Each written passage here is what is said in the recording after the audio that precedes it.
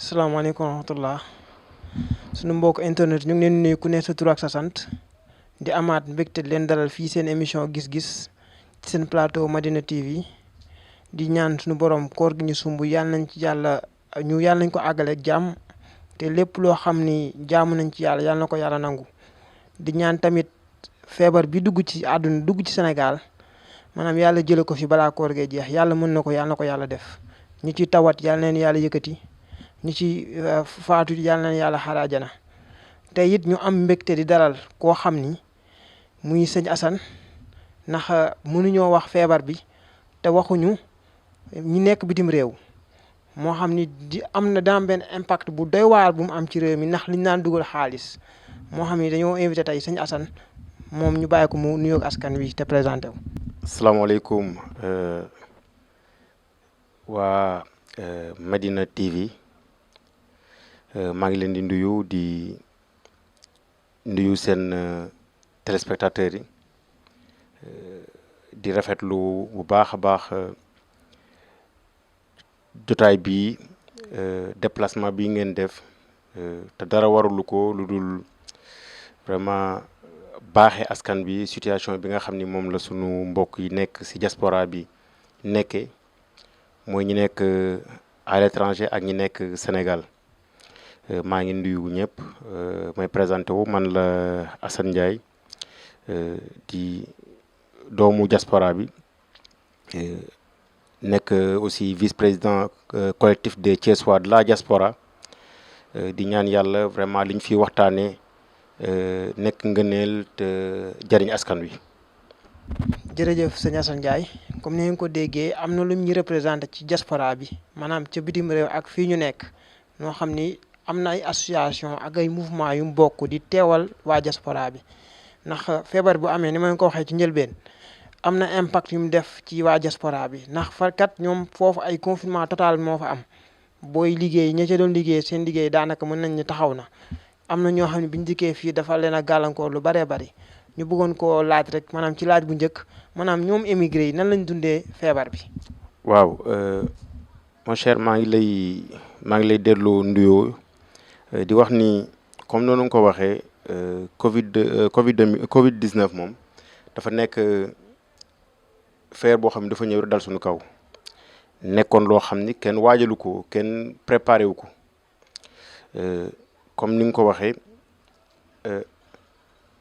feebar bi am na loraange indi na ay jafe-jafe yoo xam ni prévoir wuñ ko woon. surtout ñun ñi nga xam ne ñoo nekk à l'étranger mu nekk loo xam ne lu tiis la lu metti la comme ni nga ko waxee léegi nekk nañ en confinement nag boo ko déggee mooy ñi nga xam ne da leen a tëj seeni kër may ñu leen possibilité ñu exercer seeni activités yi ñu daan def mu nekk loo xam ne nag lu metti lool ci ñoo xam ni ay daan doole lañ ndax immigré mooy koo xam ni dafa dem wuti lu mu jox njabootam kon donc loolu c'est évident que bu leen tëjee rek dina metti si ñoom ñi fa nekk metti si ñi fi nekk ndax la plupart des gens yi nekk foofu aussi dañ fa yor ay famille yor fa njaboot yor fa ay activité te si activité yooyu noonu moom si loolu la ñuy jël ci loolu la ñuy liggéey di jàppale di dundal ñi nga xam ne ñoom ñoo nekk fii si biir Sénégal may fàttali ni xam nga dëkk boo xam ne daanaka at mii ñu mujj rek contribuer nañ presque 1000 milliards de francs CFA kon donc ñooñu apport bi ñu am na solo trop ci développement dëkk bi. waaw jërëjëf sëñ Assane comme ni ngeen ko déggee ndax ku dugal 1000 milliards ci dëkk yooyu yaa ngi participer maanaam ci fonctionnement dëkk ba na dëkk ba di fonctionner te bu loolu taxawee comme ni ma ko waxee dëkk ba. maanaam li ci mel ni Espagne wala France wala États-Unis ñoom kat ay confinement total moo fa am te bëri na ay cas yoo xam ne ay décès ñoo ñëpp ay décès te loolu bu ci amee day gàllankoor maanaam xaalis ba ñu daan indi di ko indi fii day am gàllankoor bu doy waar bu ci am ndax nit kat boo nee ko toogal sa kër foofu te moo daan inte ñu dëkk fii ñoom dañ daan sukkandiku pour jox leen ñuy dund fii day xaw a metti lool sax moo sëñ Assane ñu la bëgg laa laajaat maanaam yi état bi mu ngi wax naan day jàppale ndax président Macky Sall dafa génn ak ministre des affaires étrangères génn wax ni dañuy jàppale ñu nekk foofu bëggoon a xam rek ba xam émigré jot nañ ci jàppale bi wala ak ñan ñoo ci jot. waaw maa ngi rafetlu bu baax laaj bi nga ma laaj te mu nekk vraiment laaj bu am solo te loolu nekk vraiment sujet d'actualité si biir diaspora bi mooy aide yi nga xam ni tey le président Macky Sall jagleel na ko diaspora bi bon ndimbal kenn du ko xeeb ndax toll na si 12,5 milliards comparé ko ak nombre de personnes yi nga xam ne ñoo nekk si diaspora bi te vraiment ñu xayma ni nit ñi nga xam ne ñoom la nga ko war a jox mooy ñi nga xam ni soit amuñu liggéey wala ñu feebar wala ñoo xam ni dañoo nekk si situation d'instabilité. kon donc ñooñu dañoo am benn frange boo xam ne ñoom la ñu bëgg a jox ndimbal gi mais ndimbal gi niñ ko defee moom moo jaarul yoon kay ndax dañoo def ay comité de pilotage jox ko ambassadeurs yi mais ambassade dëkk bu ne ambassade ba fa nekk dafa xool moom ni mu xalaatee noonu la baaxee mu defee ko noonu kon donc loolu aussi tamit dafa poser problème. li nga wax ni aussi ndax jot nañ ci wala jotaguñ si non li njëkk te ministre des finances ministre des affaires étrangères Amadou Ba wax ko si conférence de presse moom nee na dañoo war a njëkk a jox ñi nga xam ne ñoom ñooy ñi nga xam ne ñoo fa décédé ñi nga xam ne ñoo fa wàññeeku ci Covid 2019 mais man comme Espagne gi ma nekk. bon am na arrêté boo xam ni l'ambassadrice madame Mariama Sy après génne na ko bon dafa xamle ni ñi nga xam ne ñoom ñoo fa décédé dinañ leen dimbalee ku nekk 2000 euros soit 2000 euros muy 1,350,000 pour ñu jenc leen fa. bon ñi fa nekk sax vraiment rafetlu wuñ ko ndax nit ñi dañoo bëggoon vraiment bu amul leen gënal képp koo xam ni faatu nga fa ñu jéem a wut ay mesures d'accompagnement daal lay indiwaat sa dëkk. ndax vraiment wax nañ ko mais ñi si ëpp loolu la ñu gisee mais daal bu ñu ko tënkee daal muy ndimbal googu daal bon wax dëgg yàlla jotaguñ ko mais par contre dinañ saluer initiative bi nga xam ni daayira yi nekk si diaspora bi def nañ ko mooy jiitu nañ ci gouvernement bi mooy ñoom li nga xam ne moom la ñu yoroon ci doon ko dajale ci addiya doon ko waajalee ay màggal doon ko waajalee liggéeyu Serigne Touba bi nga xam ne moo fa am foofu jël nañ ko amul xajj ak seen jox ko sénégalais yi nga xam ne ñoom ñoo fa nekk loolu tamit aussi dinañ ko saluer bu baax loolu sax dinaa si féliciter bu baax a baax daayira bi nga xam ne moo nekk Tenerife nga xam ni man ci daayira boobu laa bokk vraiment ñoo ko njëkkee daanaka bokk na si ñu ko njëkkee ñoo xam ni génn nañ vraiment somme bu conséquente jël ko jox ko sénégalais yi nga xam ni ñoo fa nekk koo xam ne amul xajj nag amul seen ngay jullit ak nga dul jullit nag. te loolu vraiment aussi ñu ngi koy rafetlu bu baax di si sant bu baax président daayira boobu El Hadj Abdou Ndiaye ak responsable yi nga xam ne ñoo fa nekk nga xam ne moo yoroon comité d'organisation bi Cheikh Samb. jërëjëf sëñ Assane comme ni mu ko waxee solidarité gis nañ ko ci émigré yi nekk foofu ndax kat buñ nee état bu ñu xaaree état bi rek am na loo xam ne mën nañ cee bañ a jot wala buñ ci jotee lañ ca bëgg a def duñ ko ca def ndax somme bi mën na leen a bañ a jariñ foofu tey duñ mën a yónnee seen njaboot yi nekk fii.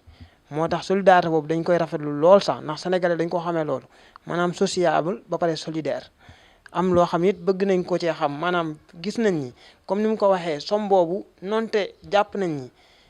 taxut a takku noonu waaye ñoom kat seen mbokk yi nekk fii dañoo bëggoon a xam ñoom ba xam ñeen a ngi def benn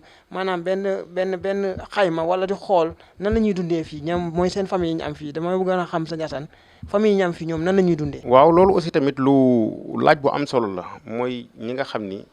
ñoo ne fii ndax ñi ne fii ñu ne fee moo leen fi baax kon donc ñoom aussi tamit dañoo am loo xam ne dafay impacter si ñoom sur le plan économique te vraiment après feeñ na fi ndax ñun ñii ñu ngi Sénégal tey jii dañoo am benn mbootaay boo xam ne ñu ngi ko tuddee Diaspora Family ñu am ma si nduyu le président Massina Niang ñu am ñoo xam ne vraiment dañuy volontaire rien que pour jàppale sénégalais yi nga xam ne ñoo nekk fii ndax li arrêté bi nga xam ni moom le ministre des Affaires étrangères wax daf ni sénégalais yi nga xam ni seen famille dafa nekk fii aussi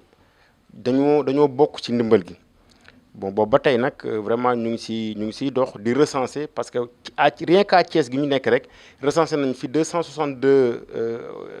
sénégalais de la diaspora yoo xam ne ñu ngi fii te booba tey li leen fi téye mooy Covid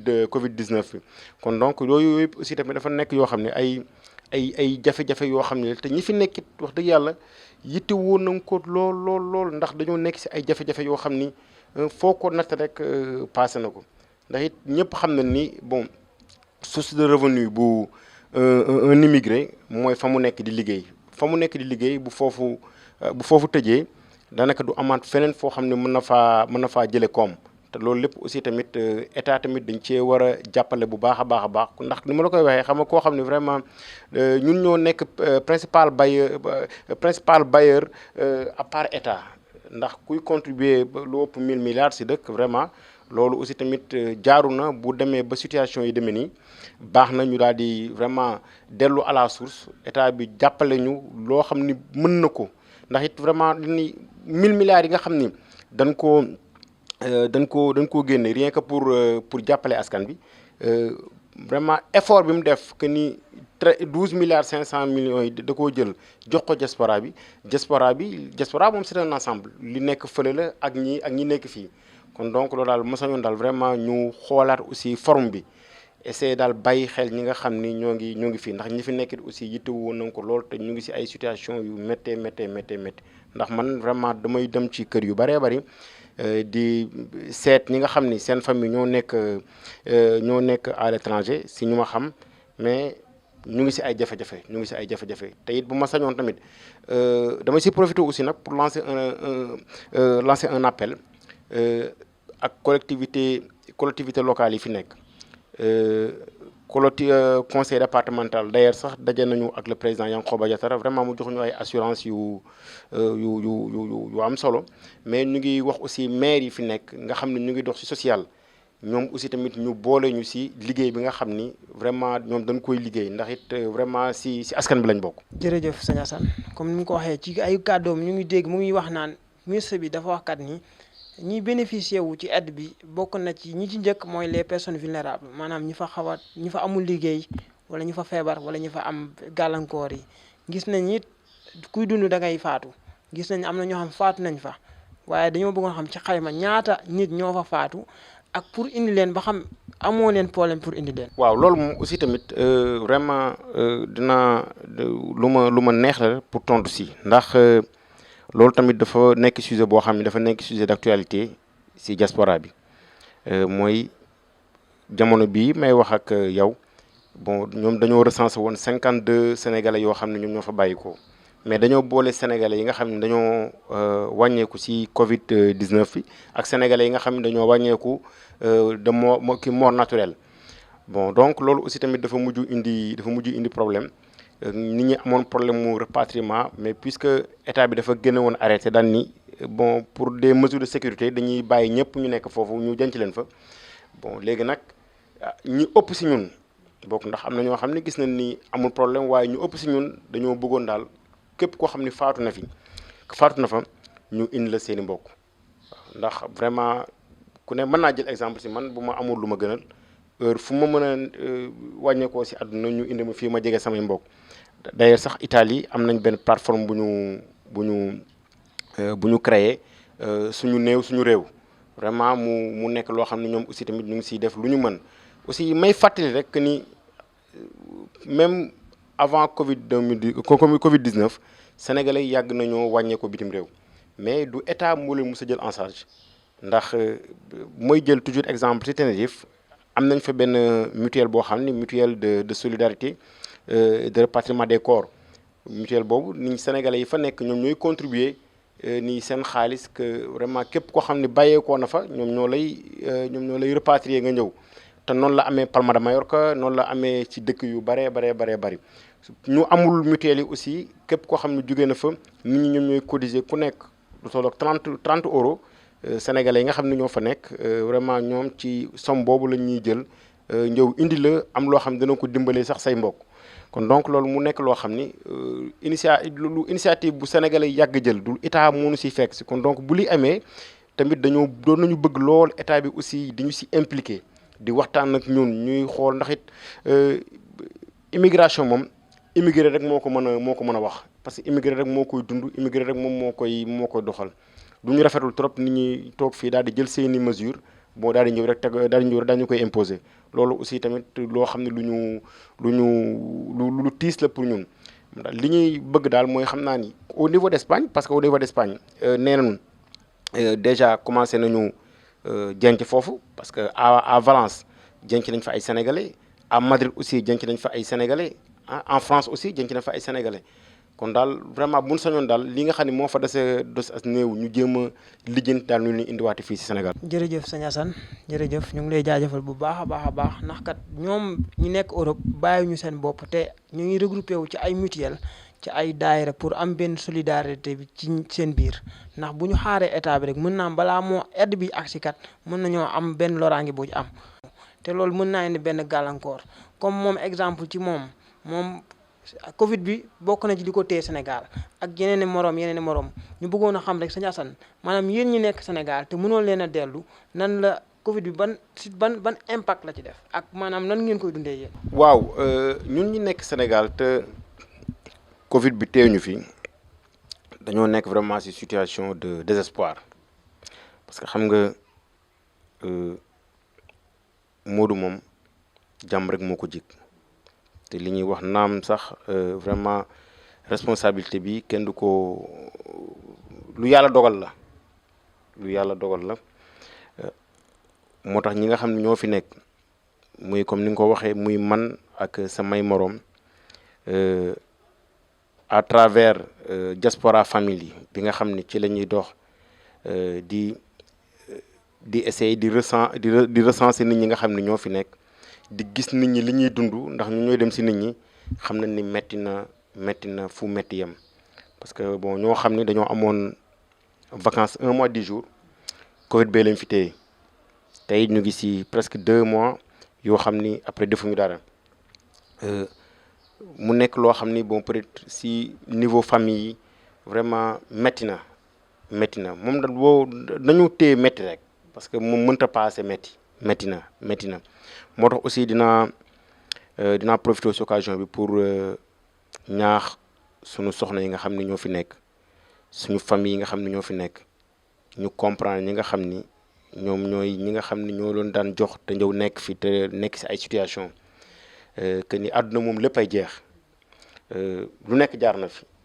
donc bu ñu demee ba yii am tamit baax na trop nit ñi vraiment amat beneen taxawaay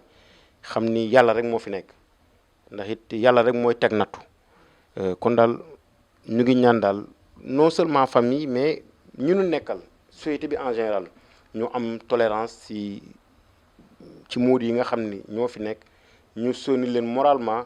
ndax aussi kenn laajul ñu dimbali leen économiquement parce que xam nañ ni Sénégal tamit fépp la méttee ñi nekk fii Sénégal seen temps wàññeeku na ñu doon liggéeyatuñu ñu doon bon transport bi taxaw na vraiment lépp taxaw na kon donc situation bi daal situation de crise mondiale la kon donc mais daal comme ñun vraiment dañ ci xaw a gën a vulnérable ndax dañuy toog te nekkuñu ci benn situation donc daal dañuy ñaan daal vraiment ñu bàyyi ñu xel te vraiment dañuy soutenir moralement parce que loolu aussi tamit dinañ ko soxla trop. waaw kon mën nañoo wax ni compréhension la laaj ndax ki nga xam ni maanaam dafa daan uti te fa ma daan dem di uti jee dañ koo tëj ndax feebar bi ndax mën nañoo wax ni génération bii ñu nekk mosuñoo xam lii mosuñoo am expérience bi maanaam toog ay 2 mois ñu ni doo leen liggéey wala lii doon ko def kon donc dafay laaj comme ni mu ko waxee am benn soutien moral bu ci am ndax ki nga xam ni dañoo jàpp ni képp ku dem Europe bu ñibbisee ay milliards la ñu daale te bu ñu demee foofu dañuy liggéey daan seen doole comme ni ñuy daan seen doole yaakaar rek a fi am bëgg koo laaj bu mujj bi maanaam bëgg a xam maanaam yéen feebar bi émigré lan lañ ciy jàngale ban jàngat lañ ci am. waaw vraiment laaj nga laaj boo xam ni moom la ñëpp di waxtaanee laaj bu am solo comme ni nga koy waxee lu la bett mën la lii daf ñoo bett daal ñuy daan dëgg la bon immigration dafa nekk loo xam ni lu doy waar la dafa nekk loo xam ni ni wax nga ko léegi nit ñi dañ koo teg foo xam ni vraiment eggul foofu ndax ay nit yoo xam ne dañoo dem wuti te xam nga wuti moom ñaar def see nekk da nga fay amee wala nga xame fa ñii dañ faa amee ñii xame fa kon donc du forcément rek ku immigré rek da ngaa war a réussir yooyu yëpp ensemble la buñ ko boolee dafay indi li nga xam ni moom moo indi situation bii jàngat bi nag danañu permettre ñun ñu xoolaat taxawaay yi dajaloowaat vraiment li ñuy am as néew ñu jéem a essayer boole ko ndax déjà rek ñu ngi xalaat ay banque de solidarité des Sénégalais de la diaspora ñu ngi koy xalaat loolu dinañu permettre ñuy gën a jëmmal investissement bi may lancer un appel tamit bon si sénégalais yi nga xam dañoo nekk si diaspora bi comme ni ko ñëpp gisee Covid 19 bi vraiment métti goo xam ni kenn prévoiru ko woon parce que boo déggee ñu naan nit ñi sonn nañ fi c'est parce que amuñu foon dara kon nit ñi vraiment di gën di jëmmal investissement yi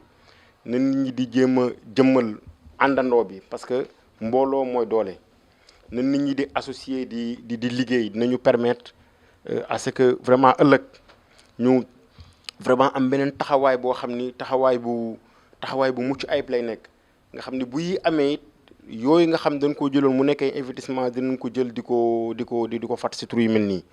loolu daal vraiment moom lay ñaan sama mbokk yi nga xam ne ñoo nekk si diaspora bi ñu amaat beneen taxawaay boo xam ni bon vraiment dinañu permettre que ëllëg lépp luy njëw dinañ ko mën a préparer. kon boog dañ cee war a jàngat gën a am solidarité ci seen biir comme ni nga ko waxee banque boo xam ni dañ koy teg pour mën a prévoir yenn yi parce que yii kat dafay bette te yii buy am bu dee war naa tax ba buy ñëwati wala ñaanuñu ko yàlla mu fekk ñu loo xam ñu taxaw ci ndëgërlaay gu taxaw moo xam dañuy taxaw ci wàllu koom ak ci lépp loo xam ni day jëmtukaay jëm ni bu ñuy dalee di wax rek Sëñ Assane looy tàggu askan wi. waaw di kontaan vraiment ci Madina TV bu ñu waxee Madina TV daf may delloo ci sama sang ba sama sëriñ ba sëriñ Mbacke Madina di ñaan xalifaam bi fi nekk sëriñ Cheikh Mbacke Bombali suñ borom yàggal ko fi ci moom ma jàll ci sëriñ Mountakha Mbacke Bachir suñ borom yàggal ko fi di wax ni vraiment maa ngi ñaan télé bi bokk ci télé yi gën a mag ci réew mi ndax vraiment tur bi màgg na te mën na ko faa yóbbu di leen encourager di ñaan aussi tamit nu jàppal leen ndax vraiment ay ndaw moom bu ñu jugee pour vraiment essayer xool loo xam ne dafay doxal dëkk ndax àdduna tamit dara mënul dox sans média parce que média mooy doxal lépp média mooy jàllale lépp kon damay ñaan bon autorités yi damay ñaan borom barke yi nekk ci dëkk bi ñu soutenir jàppale leen entreprise yi fi nekk ñu sponsoriser leen parce que loolu aussi tamit moom mooy doxal dëkk parce que àdduna dara mënul dox te jàllalewuñ ko te siiwalewuñ ko may tëj aussi di ñaan Covid bii nga xam ni moo dal suñu kaw te yàlla teg ñu ko ñaan suñu borom teggil ñu ko te mu ànd ak jàmm te ñëpp fekkee di ñaan aussi sunu mbokk yi nga xam dañoo nekk ci diaspora bi jamono bi vraiment metti na waaye kenn doon wax sa muñ leen ndax ñoo ngi muñ di ñaan lii nga xam ne dal na suñu kaw suñu borom teggil leen ko teggil ko àdduna bi yëpp di ñaan yàlla defal ñu jàmm defal ñu sutura ba ñu dajewaat fii daje boo xam ni vraiment dootul nekk daje Covid 19 incha allah jërë ngeen jëf et bonne chance tamit à Medina TV. jërëjëf Sëñ Assane ci oyof gi ak ci disponibilité pour ci émission bi la jaajëfal ndax koo dégg kat di nga xam ni li muy dund li émigré yi dund metti na jamono ji waaye di ñaan rek suñu borom comme ni mu ko waxee ndax moom kese jàpp nañu moo ci mën dara. di ko wax rek mbas mi gaaw fee jële te gaaw fee jug te maanaam du fi am benn gàllankoor boo xam ni dina ko fi indi di ñaan rek suñu mbokk internet ñu ngi leen di jaajëfalaat bu baax a baax di remercier waa équipe technique bi ñoom Cheikh Amadou Fall ak Seydina Omar ak suñu réalisatrice Soxna Awa leen jaajëfalaat bu baax te ngeen wax rek ngeen dem abonné wu ci chaîne bi leen wax ci benn émission gis-gis jërë ngeen jëf